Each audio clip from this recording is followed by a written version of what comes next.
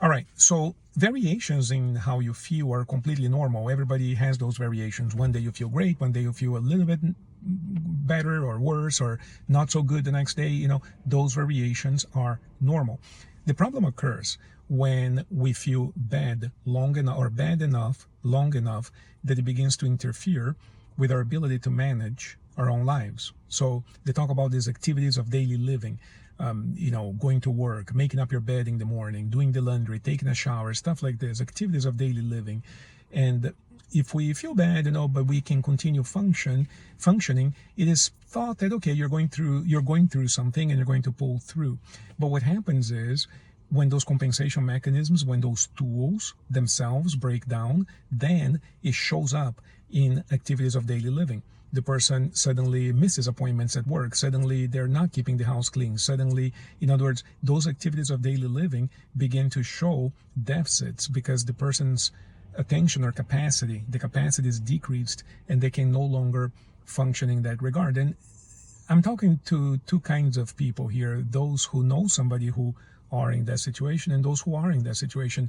If you're not, and if you don't know of anybody in this situation, this conversation will probably not make any sense to you. For the person who is in that situation, I understand the feeling. I've been doing this for 30 years. I've been there myself.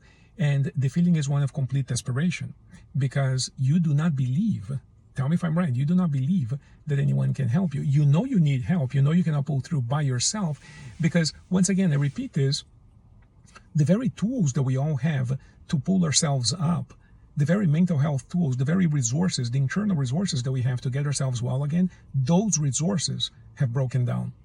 So now we cannot pull through. We cannot lift ourselves up anymore. We definitely need external help. It's just like hypothermia. Without external heat, the person will die. They'll freeze and die. However, very few people can help you. And, I know it sounds terrible what I'm saying because it actually sounds critical of other professionals and it also sounds a little arrogant. I completely get this, but it happens to be true. I've been there.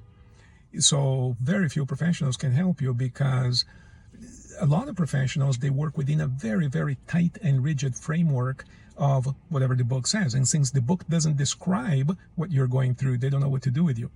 And so what they'll do is they'll basically convince you that you have problems that you may have, but they're not your problem. In other words, they might say, well, we have to treat you for depression. You have depression. That's an example, right? And you may very well have depression, but depression is not your problem.